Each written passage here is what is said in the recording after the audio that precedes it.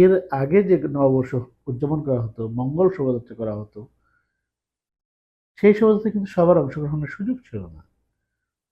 মানে অবস্থাটা এরকম ছিল, ওইখানে যারা ইন্ডিয়াপন্থী, মানে হিন্দুত্ববাদী, আওয়ামীপন্থী, তাদের ছাড়া আর কারো জন্য এই নববর্ষ উদযাপনটা ছিল না। এমন একটা পর্যায়ে ছিল, ওইখানে শাড়ি না পরে কিন্তু নববর্ষ উৎসবে যাওয়া যাবে। দেখুন, নববর্ষে কিন্তু ড্রেস কোড ছিল না, বাট এটা বানিয়ে ফেলা হয়েছিল। শাড়ি পরতে হবে, ধুতি পরলে আরো ভালো হয়। এখানে একজন টি শার্ট পরে নববর্ষে অংশগ্রহণ করতে পারতো না। এবং নববর্ষের যে আমাদের যে মোটিভগুলো তৈরি করা হতো, এগুলি সবগুলি ফেসিবাদকে উস্কে দেওয়ার জন্য, ফেসিবাদকে এগিয়ে দেওয়ার জন্য ব্যবহার করা হতো। ইভেন এই চারুকলায় বাংলাদেশে কোনো আন্দোলন হলে, বড় কোনো আন্দোলন হলে, এই চারুকলায় যারা আছেন, ফ্যাসিবাদের এখন দোসর যারা আছেন, তারা ফ্যাসিবাদের যে শিল্পী কলাকুশলী যারা ছিলেন, চারুকলার শিক্ষক থেকে শুরু করে শিক্ষার্থী, তারা কিন্তু বিএনপির নেতা তারেক রহমান, খালেদা জিয়া, জামাতের আমির, গোলাম আজম, এদের নিয়ে নানা রকম ব্যঙ্গাত্মক কার্টুন তৈরি করতেন। ওদের প্রধান দায়িত্ব ছিল যে এই ফেসিবাদকে কিভাবে দীর্ঘায়িত করা যায়। এবং এই যে সাংস্কৃতিক বয়ান, কালচারাল বয়ান, এইটা দিয়েই মূলত ফেসিবাদকে এত দীর্ঘায়িত করা গিয়েছে। শুধু তাই নয়, এই গোষ্ঠীটা শহীদ মিনারে কার লাশ যাবে যাবে না, কার লাশ যাবে না সেটাও নিয়ন্ত্রণ করতো।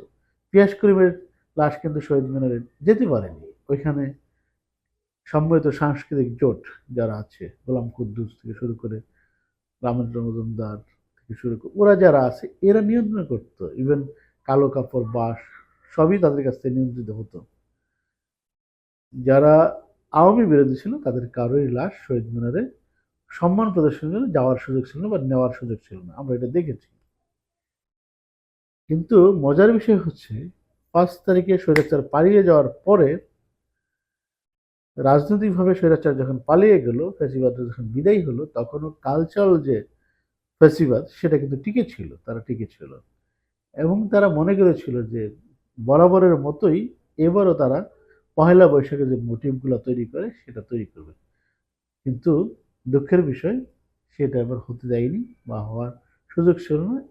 সবার অংশগ্রহণে, সকল মানুষের, সকল ধর্মের, সকল শ্রেণীর, সকল পেশার মানুষের অংশগ্রহণের জন্য আমাদের পহেলা বৈশাখটা উদযাপিত হয়, সেই ব্যবস্থা এবার ছিল।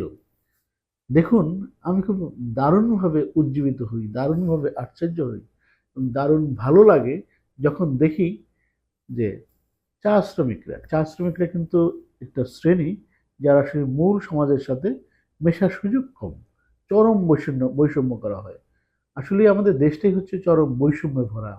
শিক্ষা, স্বাস্থ্য, চিকিৎসা সব জায়গায় বৈষম্য আছে। এইবার সেই বৈষম্য কমিয়ে আনার লক্ষ্যে, মূল যে বৈষম্য সেটা কমিয়ে আনার লক্ষ্যে বৈশাখী উদযাপনটা ছিল সুন্দর একটা মাইল ফলক।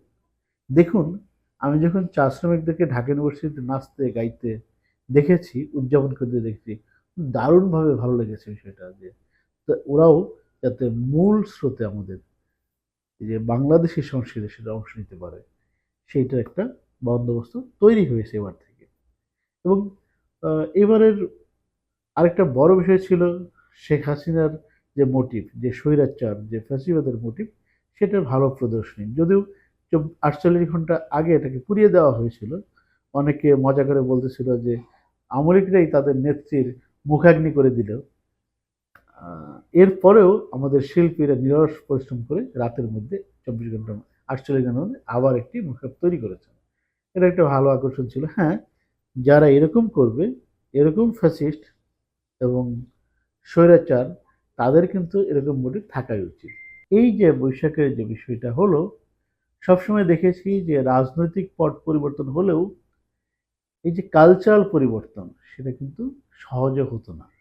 শেখ হাসিনা যদি পালিয়ে না যেত, স্বাভাবিক প্রক্রিয়ায় যদি এই সরকার গঠন করতো, সরকার চেঞ্জ হতো, শুধু রেজিম চেঞ্জ হতো, তাহলে কিন্তু চারুকলায় ওই যে গোষ্ঠীটা আছে, ওরা কিন্তু আবারও ওই ধরনের মোটিভ তৈরি করতো, যেটা হচ্ছে ইসলামের সাথে পুরোটা সাংঘর্ষিক এবং দেশের মানুষের প্রতিনিধিত্ব করে না।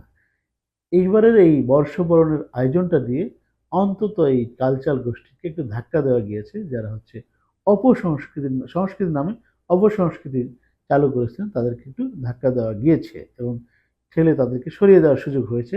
সেজন্য আমি যারা কর্তৃপক্ষ ছিলেন, সংস্কৃতি মন্ত্রণালয়, ঢাকা ইউনিভার্সিটি এবং সব মানুষকে, শিল্পীদেরকে আমি ধন্যবাদ জানাই আপনাদের পক্ষ থেকে।